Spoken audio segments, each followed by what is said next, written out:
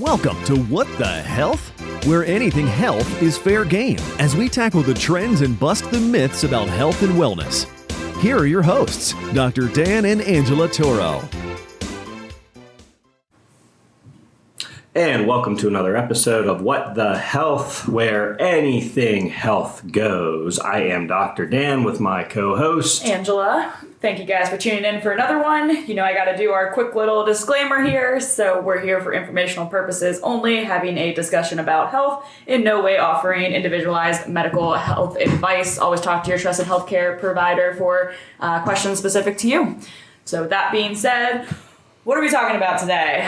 Protein powder and packing a punch. Yes. Sorry, I had to add that nice little alliteration, but very specifically protein powder. I have been having this conversation for years, since I probably started lifting in like the 7th or 8th grade, really getting into supplementation in high school, and then college, you know, going kind of like the opposite direction, I'd say late college into my chiropractic, professional degree, and really getting away from a lot of protein supplementation. So we're going to have a conversation about this because, I want Angela from her training perspective to discuss this. But the reason this came up is I was just having a conversation in the office, as we so often do. People start their chiropractic care and get fantastic results, but then there might be still one or two things that they're trying to target or one or two symptoms that they're not being alleviated.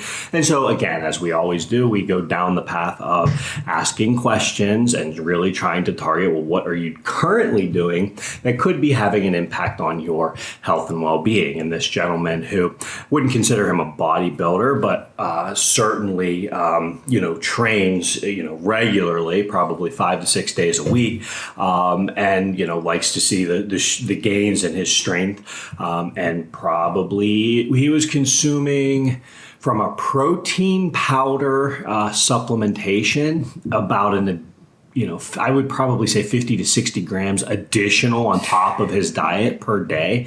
That was just from the protein powder. Just from the protein powder. Right. So I think it's important for us to start with how much protein does one person need? Let's not assume you're a bodybuilder. Let's assume you're average Joe, okay? Day-to-day mom, day-to-day dad, just going through your day. You maybe do a little bit of working out, you're active, but what is a healthy maintenance dose, knowing that it's not cookie cutter, but at least to give us an average. What is the recommendation out there for the amount of protein that you need to consume on a daily basis? So basically, from what I've been taught and seems consistent among the research, is 0.8 grams per kilogram. That's a very important distinction. Per kilogram of body weight is what the average person needs just to kind of maintain muscle mass, body functions, all of that. So kilograms. So if you don't know how to calculate your weight, you can just go on Google. But let's keep the calculation simple. There's 2.2 pounds per kilogram. Yes, exactly. An easier way to calculate it is just divide by 2.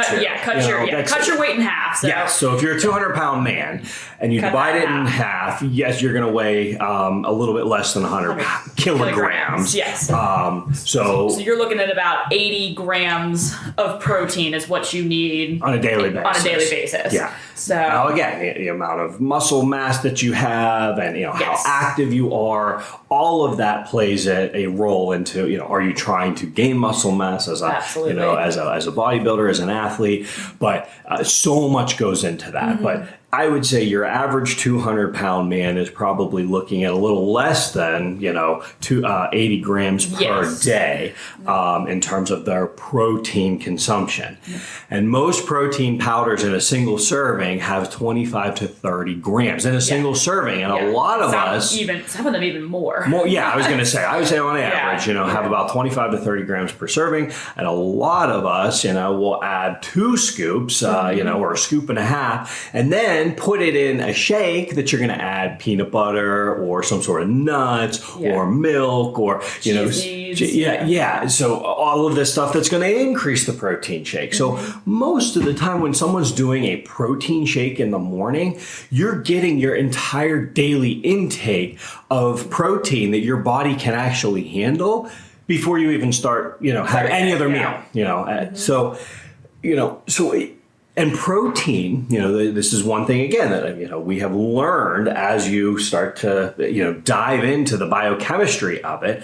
Protein, if you have a subtle insulin resistance or you consume too much of anything can start to cause inflammation. And, I have seen this in a gut perspective. This was when I talked about college. Our cousin and I, we had this conversation. There was a big popular protein supplement called methoxy something. And so he and his friends coined the term methoxy gut because what they noticed is when they were lifting all the time and they were consuming this protein powder that they would just get this like massive bloated gut because again, at the end of the day, they were probably consuming too much artificially, concentrated, protein that the body just couldn't handle. So it causes this big inflammation, causes all this bloating at the gut level and the lining of the gut. And then if that ends up working its way into your system, maybe at the joint level, it can cause aches and pains and maybe actually prolong your recovery. Yeah. And that's what I personally noticed when I was doing regular protein shakes as part of my consumption of calories. I would notice that my recovery time was actually longer. I was more sore for a day or two if I was doing those protein shakes directly after. You were doing endless recovery. Yeah, I was doing it, again, it's my supplementation. And so that's the other thing too, you were talking about people doing them first thing in the morning, and then if you're doing another one of those right after your workout, it's like you've now, more than doubled your probably concentration. Exceeded. Yeah. And that's what a lot of people don't realize that, if you take a single chicken thigh, an average size chicken thigh, there's like 20 to 30 grams of protein in that one chicken thigh. So, two of those and you're halfway to your, as a male, you're halfway to your daily consumption. 3 of those chicken thighs, you're at your, bodily consumption of protein. And if you have too much protein, body doesn't store it. It's going to filter it out. I guess it can, it can be stored. Actually, it can be stored as fat. It can, transition around through different biochemical processes. So, it's a problem when you have too much concentration of protein in your system. Yeah, you want it spaced out throughout the day, not all in one serving. Yeah. So, very, very important conversation because I would say more often than not when people are consuming protein shakes and they're trying to, clean up their health a little bit and they're trying to dial it in and just get healthier, I would say the majority of times, I would say go off the protein supplement and just get your protein through good, healthy sources, like a chicken thigh, like eggs, like, good quality beef, whether it's ground or steak. Again, fish is a great, great fruits and vegetables, especially your carrots, your broccoli have a ton of protein in it. Beans have a ton of good protein in them. So there are so many good quality sources that we can get our proteins through. We don't have to consume them artificially through supplementation. Now, again, there are some athletes, there are some, individuals that might need that supplementation, but I would say overarchingly, it's probably better and healthier for the majority of us to start, toning it back or getting off of it versus, adding to it. Yeah, so, because again, you also have to look at the quality of the protein powder and what else is in it and where's the protein coming from and like all of these other things. Like you said, when you're getting your protein from those natural sources, that's how our bodies are designed to take those in. They know what to do with them. They're easily digestible. They're easily digestible. Broken down, yes, and it's going to be a lot. I mean, not to say you can't overconsume, but it's going to be a lot harder to overconsume. Yeah, we've all sat down and ate that 16-ounce ribeye on a 100 grams of protein special occasion. But yeah, for the most part, it's like if you're eating, like you said, 1 or 2 chicken thighs. I mean, that's what you're eating. You're not going to sit there and, although I do remember your one friend who would eat about a dozen or 2 dozen eggs a day. It was a lot of eggs. Yeah. But, so yeah. And that's 7 grams per egg. Yeah, exactly. But yeah, for the most part, if you're getting it from real food sources, you're going to be less likely to overconsume than if you're getting it from those powders. But again, the quality of those powders and what else is coming in them is a very, very important component as well. Because if you're walking into, not to throw GNC under the bus, but GNC or CVS or any of those pharmacies, stores, and just grabbing whatever one's on sale or grabbing whatever off the shelf because it looks good because the label says it's going to get you ripped or it's going to get you shredded or whatever the fancy words are they put on there to make you buy them. It's really like everything. You really got to flip that label over and make sure that you're looking at what you're actually getting. Yeah, and I think some of the big ones that we really need to be careful of, the whey protein isolates, the soy protein isolates. Whey protein is, again, it's a milk protein. It's derived from milk, and just very highly concentrated. Most of the time it's concentrated at a high heat index. So when you do that, you actually start to change proteins in the composition of it. Proteins actually, by nature, they change their composition under heat, and so you'll see terms like 100% undenatured protein, which usually means that's how it's processed. So anytime someone does want to do a protein supplement, I do strongly encourage people to look at an undenatured supplement because that has a lot to do with how it was processed. The other thing that we look at is if you do want to do a milk protein, a whey supplement, I always look at the RGBH, which is the recombinant growth hormone, bovine growth hormone, and you want that to be free of it. So recombinant RBGH, recombinant bovine growth hormone, RBGH free. And again, it has a lot to do with, how those, how the milk was processed and did they filter out the growth hormone? Because again, that really does tend to add a very inflammatory pathway and, can really cause a lot of long-term health challenges. So I really, I have not taken a whey supplement in, my goodness, it's probably coming up on over 5 years. And I really started looking in it a decade ago. I started looking into changing, my supplementation, but I really have not taken a powder protein supplement in over 10 years. I get my protein through my diet, which is what I strongly encourage other people to do. Now, in your case, you're doing a lot of training right now. So speak to that, Angela. What did you look for and why in your training cycle right now? Yeah, so I'm hitting a point in my training where, again, recovery was getting difficult. I was I was hitting a lot of fatigue, a lot of soreness, and actually my weight was, for as much as I was training and as much as I was cleaning up the diet, the weight was not responding in the way that I wanted it to, which again, normally I don't care about weight, but unfortunately for the type of sport that I'm in, I have to care about weight. I have to make a certain weight for my competition. So, it just was putting me in a spot and I couldn't quite figure out what I needed. So what I actually looked for was specifically a plant-based protein, and I actually found one that was for female, helping with balance female hormones, because I could feel the way I could feel that my hormones were off just from probably excessive training and not enough time to recover, and just again being a woman, and hormones are such a wonderful thing, and so it's, I could just feel myself out of whack the way my body was responding. It felt very hormonal, so I was really looking for something that kind of had that. So it actually has ashwagandha in it and some other things to help with some of the kind of calming of the stress, the oxidative stress.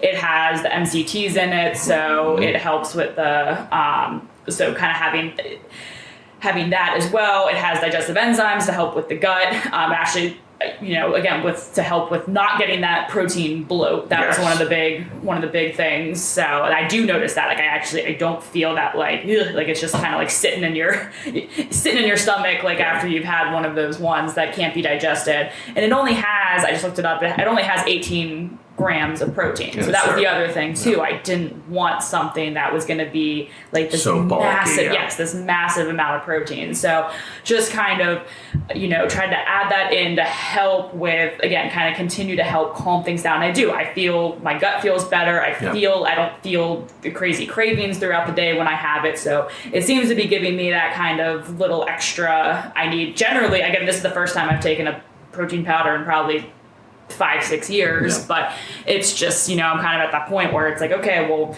maybe I need to try something. Maybe I need to try, because again, with the timing, sometimes I don't have time to eat a full meal, have it fully digested, and it's just, so sometimes I do just kind of need something a little bit quicker to help with that recovery. And I do notice a difference. So now, am I going to stay on it forever? Absolutely not. It's just, again, that's the other thing stage too. Of life. It's using it to help with a specific goal, and then not at all something I plan to be on long term, but sometimes, again, your body needs that little extra boost. But I definitely made sure I looked, it's plant-based. It's pea protein, artichoke protein, and algae protein, actually. And then, again, has... And you also just mentioned the MCTs. I want to circle back to that really quickly. So again, I think this just goes to show how much these supplements have come from a scientific understanding over the past, decade or 2 decades or more. Because again, it's no longer just protein packed in there. MCTs are medium chain triglycerides. Something that you would get from like coconut oil or some other type of plant-based oil. But again, it's an oil, so that's the fat. So you're consuming now protein and fat together, which helps control the insulin spike. Yes, it controls the insulin spike, and again, it's more, it's more attuned to what your body is used to. It's usually eating a protein and a fat together, or a carbohydrate and a protein together, and so it eases the digestive process and the absorption and the the utilization process, I think, much better. And again, that's something that we have learned over the years, in the science realm of protein powders and supplementation. So I think that speaks a lot to what you're seeing now on the shelves. Yeah, and again, I pay a lot more for it than some of the like a whey protein supplement you could probably grab off the bottom shelf at Sam's Club. Paying 30 cents a serving. I'm probably paying a couple bucks a serving for this, but it's it's a meal replacement. Exactly. And for me, it's worth it because again, it's getting that quality. It's vegan, it's what are all the things? Gluten-free, dairy-free, soy-free, organic. Yeah, so it's it checks all the boxes. Where again, at the end of the day, a supplement's a supplement. There's still some processing that's going into it. There's still some it's. I don't love being on it, but it is helpful. Oh, it also has the branched chain amino acids in it. That was the big thing that I found. Again, just trying to supplement some of that more intense training that I'm doing. But it's at the end of the day, it's exactly that. It's a supplement. So it's there to supplement what I'm doing. It's there to help help combat some of that additional stress that I have on the body right now. And then when I'm not training at this intensity, I don't plan on being on it. Yeah, and I think that also goes to say a lot of times when people come into our office, these are people who are seeking. They're very in tune with their health, or trying to be very in tune with their health. So we always see those individuals on their intake form that we have their list of medications, which a lot of times they're not on, or 1 or 2, but then your list of supplements, and it's just like this laundry list, and I'm like, holy cow, really? You're taking that on a daily basis? I'm like, I'm impressed that, they would have the routine and the discipline to be able to do that on a daily basis. But again, the conversation that we tend to have is, hey, maybe we need to stop this. It's not, sometimes it's not about what you add, it's about what you take away. Let's stop pouring gasoline on the fire, and, let's get to the bottom of what is going to optimize our health and well-being. So, we'll do a whole nother section on supplements and multivitamins and, our thoughts on that, even though you can probably get an idea as to what direction we're going with that. But again, when we look at that, sometimes it's just a matter of let's stop. Let's cut this behavior out, at least for a time being. It doesn't mean it's stopping it forever, but let's see how your body responds by cutting this out. And I can't tell you the number of people that have gone off a protein supplement that have had, significant changes in their energy levels, significant changes in their inflammation, their bloatedness, their water retention. They've had massive changes in their health and well-being because their body was so used to that. And they were just have this like low grade level of inflammation going on, and then they cut it out, and then boom, the body just goes through this complete adaptation in a very healthful way. And then it's the discussion of, okay, do we have to go back to that? Maybe we need to change the quality of it, or maybe we just look at foods that we can put into our diet. Yeah. Did you really need it? Did you really need it? Exactly. Yeah. Were you were just doing it because someone told you to? You got the degree from YouTube, right? Yeah, exactly. And again, there's nothing wrong with researching. I love people who research, but you have to be able to filter through the information and put logic to the application of it. Yeah, like you said, if you're using it as a meal replacement, but then you're adding in, like you said, the peanut butter and then all the other stuff, well, then you're not really using it as a meal. You're still putting together a meal.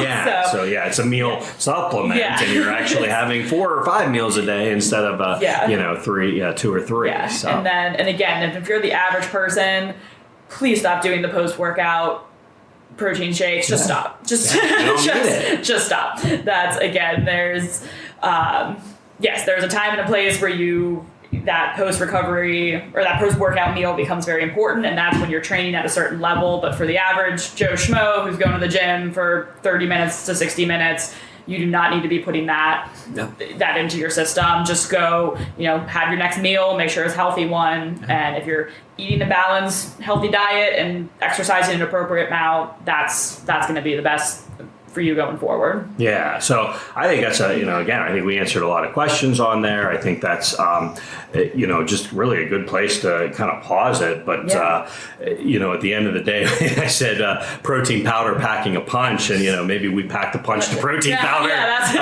probably more appropriate. That's more appropriate. I like it. So, if any of this resonated with you, as always, check out more information on our other podcasts. Check out more information on our website, ToroFamilyChiropractic.com. And always feel free to reach out if you have any specific questions. We love to help individuals like you or family members in our community and beyond. So as always, I am Dr. Dan with our What the Health podcast and my co-host Angela. Thank you guys so much for tuning in. We'll see you next time. See you next time. You've been listening to What the Health with Dr. Dan and Angela Toro, brought to you by Toro Family Chiropractic.